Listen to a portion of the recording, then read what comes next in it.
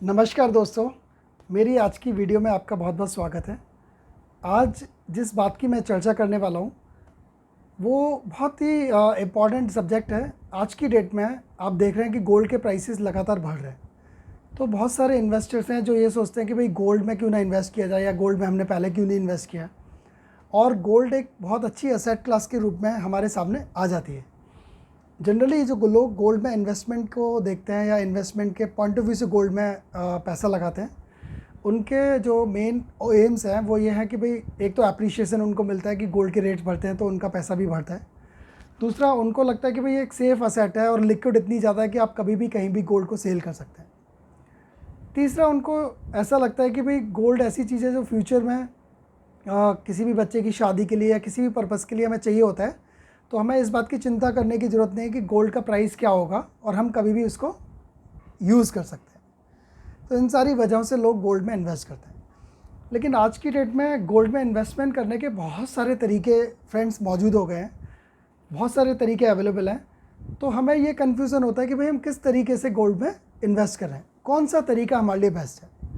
देखिए फ्रेंड्स, यहाँ पे मैं ये कहना चाहूँगा कि गोल्ड में इन्वेस्टमेंट करने का कोई भी तरीका वो अच्छा है या नहीं, वो इस बात पे डिपेंड करता है कि हमारी उस तरीके से एक्सपेक्टेशंस क्या हैं। तो मैं एक एक करके आपको जो गोल्ड में इन्वेस्टमेंट करने के तरीके हैं उसके बारे में मैं आपसे शेयर करना चाहूँगा, और फिर हम एनालाइज़ कर सकते हैं कि हमारे लिए कौन सा तरीका सबसे उपयुक्त है। सबसे ज़्यादा जो गोल्ड में इंडिया में इन्वेस्ट होता है that is in form of jewellery. लोग सबसे ज़्यादा ज्वेलरी खरीदते हैं। वो सोचते हैं कि भाई एक तो हम पहन लेंगे, दूसरा ज्वेलरी में इन्वेस्टमेंट हो जाएगा, कभी फ्यूचर में बेचना पड़ा तो हम उसको सेल कर सकते हैं।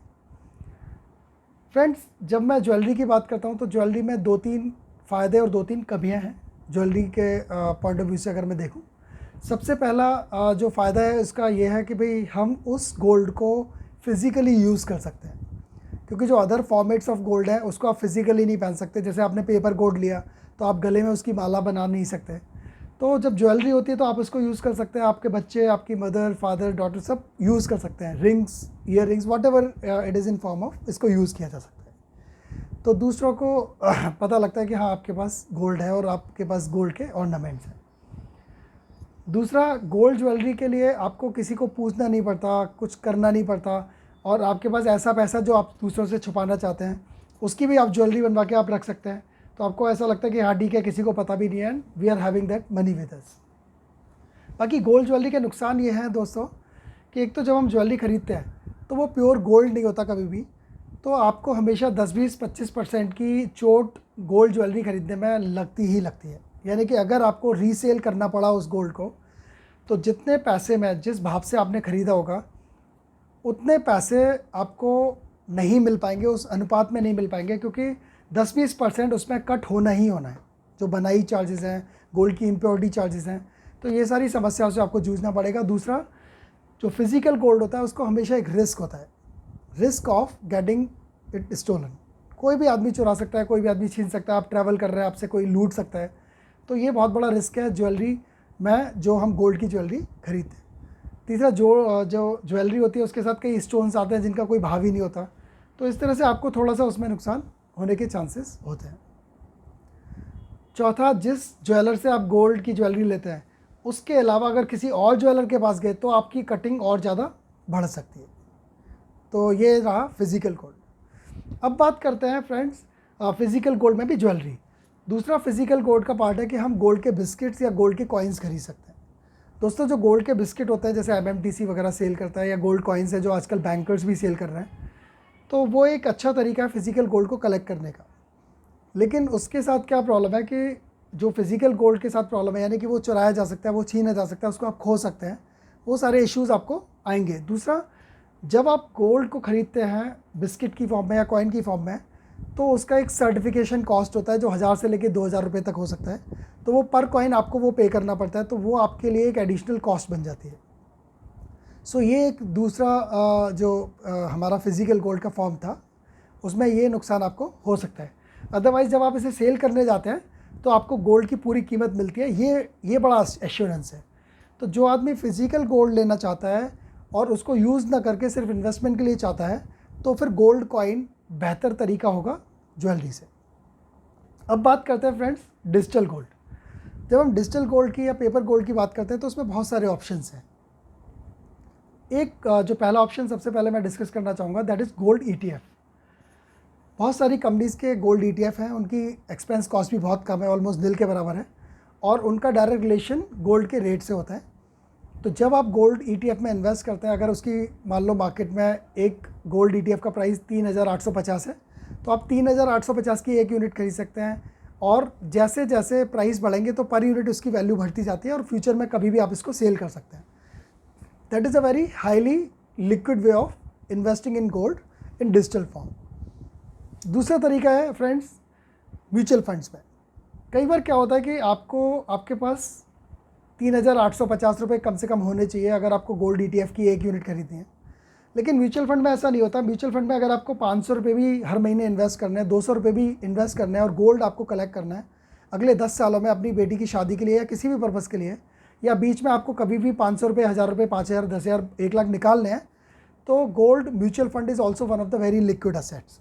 उसमें क्या आप SIP कर सकते हैं, आप लमसम भी डाल सकते हैं, आप कितने भी फंड को इन्वेस्ट कर सकते हैं, और गोल्ड फंड गोल्ड के रेट्स के हिसाब से वो आपकी वैल्यू उसकी बढ़ती और घटती रहती है। तीसरा जो तरीका है डिजिटल गोल्ड खरीदने का, that is sovereign gold bond. Friends, ये एक ऐसा तरीका है जिसको मैं सबसे ज़्यादा प्रेफर्ड करता हूँ। उसका रीज़न क्या है कि जो सॉवरेन गोल्ड बॉन्ड होता है, क्योंकि बाकी जो मेथड्स हैं इसमें गोल्ड के अप्रिशिएशन के अलावा आपको और कोई गोल्ड का फ़ायदा नहीं मिलता वैल्यू टर्म्स में, लेकिन सॉवरेन गोल्ड बॉन्ड फंड में बहुत सारे फ़ायदे हैं जो मैं आपको शेयर करना चाहूँगा। सबसे पहला फ़ायदा सॉवरेन गोल्ड बॉन्ड फंड का, इसमें आपको जो आपका इन्वेस्टमेंट है उसके ऊपर 2.5% की ब्याज मिलती है, यानी कि सेविंग अकाउंट में जो 2.5% आपको मिलता है वो गोल्ड के अप्रिशिएशन के अलावा आपको 2.5% की ब्याज हर साल मिलती है गोल्ड बॉन्ड फंड में, जो कि आपको हर 6 महीने में पेड होती है। गोल्ड बॉन्ड फंड जो सेंट्रल गवर्नमेंट इशू कर रही है, तो it is most guaranteed way of investing in the gold, जहाँ पे आपको प्योरिटी और इन सब की कोई झंझट लेने की ज़रूरत नहीं है, कोई भी डर नहीं होता। जब आप गोल्ड बॉन्ड फंड में इन्वेस्ट करते हैं तो जनरली ये जो बॉन्ड होते हैं वो 8 साल के होते हैं। तो अगर आपने 10 लाख रुपए गोल्ड बॉन्ड फंड में लगाए और 8 साल बाद गोल्ड की कीमत दुगनी हो जाती है, तो आप जब 20 लाख रुपए में इस गोल्ड को बेचेंगे तो आपको कोई भी इनकम टैक्स नहीं लगेगा, क्योंकि गोल्ड बॉन्ड में कैपिटल गेन टैक्स नहीं लगता। बाकी जो फॉर्म्स ऑफ गोल्ड है, जब आपने ख़रीदा और जब आप बेच रहे हैं, उन दोनों के डिफरेंस पे आपको capital gain depending on number of years वो आपको देना होता है। तो ये दूसरा इसका फ़ायदा है गोल्ड बॉन्ड का। तीसरा फ़ायदा है कि ये ई फॉर्म में, यानी कि आप अपने डिमैट अकाउंट में इसको रख सकते हैं। आप वर्ल्ड में कहीं भी ट्रैवल करें, आप इसको हमेशा ट्रेड कर सकते हैं, कुछ भी कर सकते हैं, तो आपको कोई फिजिकल सिक्योरिटी रखने की भी इसकी ज़रूरत नहीं होती। चौथा, जैसे गोल्ड बॉन्ड जो होता है वो पर ग्राम इसकी वैल्यू की जाती है, तो आप कभी भी 5,000 रुपये, 10,000 रुपये निकालने, तो आप उतने ग्राम के गोल्ड बॉन्ड्स को सेल कर सकते हैं और आप लिक्विडेट इसको कर सकते हैं।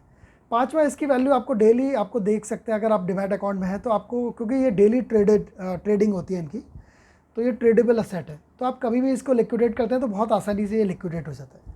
तो फ्रेंड्स, गोल्ड बॉन्ड में जब हम इन्वेस्टमेंट करते हैं तो ये एक अच्छा तरीका है अगर आपको ई फॉर्म में गोल्ड को इन्वेस्ट करना है।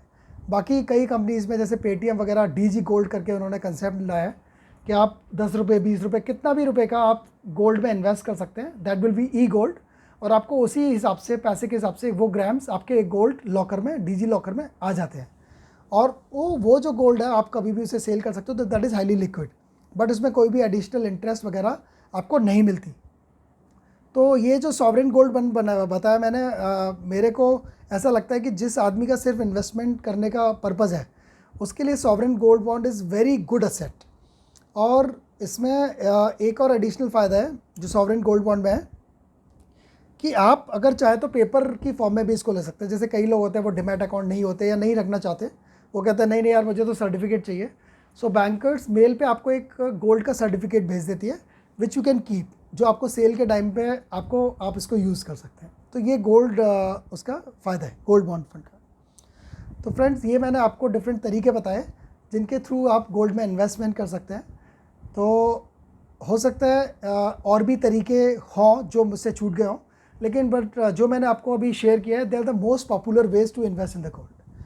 आशा करता हूँ आपको ये वीडियो पसंद आएगी और आपके कहीं ना कहीं यूज़फुल रहेगी। Thank you so much for listening this video. Thank you so much. Thank you.